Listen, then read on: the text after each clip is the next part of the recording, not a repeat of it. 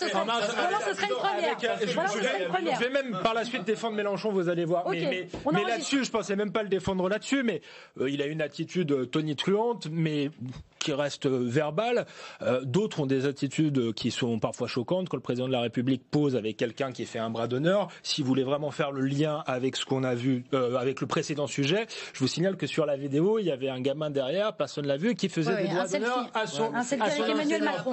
Donc on peut faire des liens si on veut avec tous les sujets. Mais il n'est pas député, ce jeune homme qui est derrière le président. Parenthèse. Non, mais le président est président de la République. Il n'est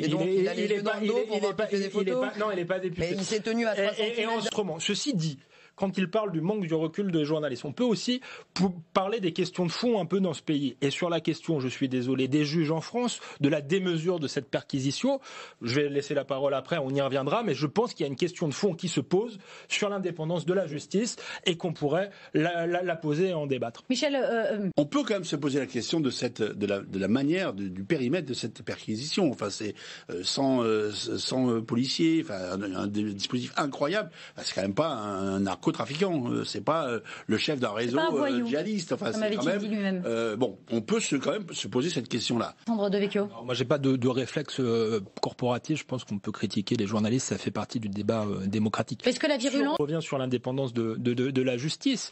Certes, les juges sont indépendants, mais le procureur n'est pas indépendant en France. C'est pas vrai. Il est sous la responsabilité du parquet. Donc ça pose question. Et moi, je reviens sur un certain important. Je finis. Et ensuite, pas de deux poids deux mesures. Par exemple, entre Madame Le Pen et Monsieur Bayrou, je suis pas sûr qu'ils soient traités de la même manière, alors que l'affaire en Europe des attachés parlementaires est à peu près exactement la même. Donc moi, j'observe un deux poids deux mesures. Je pourrais aussi citer l'affaire Pénicaud, mais on fera le débat une prochaine fois. Mais qui n'a pas été victime de perquisitions aussi démesurées sur une affaire qui est aussi importante. Donc il y a quand même des questions à se poser. Et moi, je pense que les journalistes devraient les poser. Et en cela, Mélenchon a raison.